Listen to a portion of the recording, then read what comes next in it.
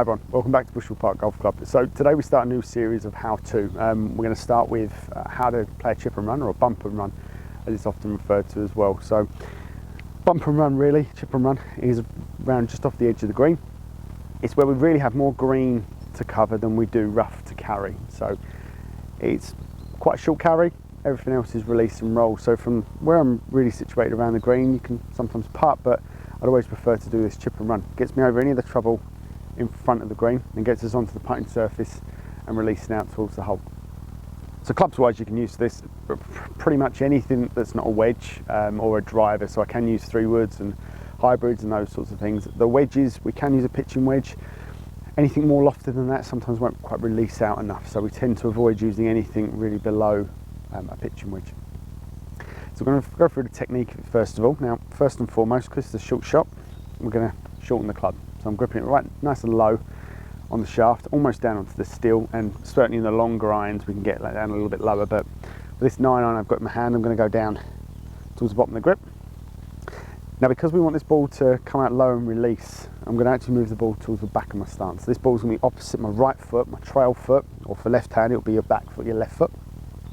But it's opposite the instep of my trail leg, my right leg. And my feet are nice and close together, and all my weight is onto my left side. So I have ball to my trail leg, and all my weight is pressed into that left foot. Now, as my weight goes forward, my hand's also going to go forward with it as well. So everything's pressed forward, almost taking a little bit of loft off this club. Now what I'm using here is I'm using the loft to pop it over the rough, and that forward press to get it releasing out towards the hole. So ball's opposite the back foot, hands and weight forward, and once I've got myself set up, I'm really using the shoulders just to rock as if I was doing a putting stroke. It's nice and smooth, nice and even, back and through. So ball back, hands and weight forward, and it's just going to hop over this the rough in front of me and get itself releasing up towards the hole. Now this is a 9-iron I'm using here.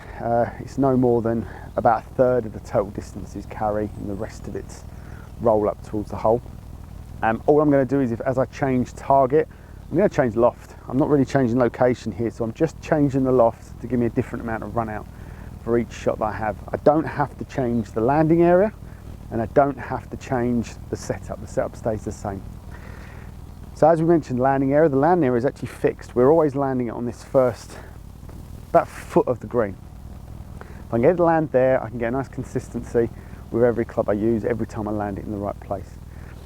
The benefits of this shot over a pitch and things is that landing area. So because that's fixed, I only really need to choose the club or the loft that I want to take to get the ball to where I want it to go. So recap, grip nice and low, ball on the back foot, weight forward, and the hands are going to be forward as well, and it's a nice smooth controlled putting stroke back and through. We're keeping the speed nice and even. So I'm getting it popping over the rough and releasing its way towards the hole. Now because the chip and run lands on the front edge of the green and releases forward, we can read the whole shot like a putt. So once it hits the green, we know it's going to release and roll. So for this shot here, we're aiming left of the flag and letting the slope take the ball down towards the hole.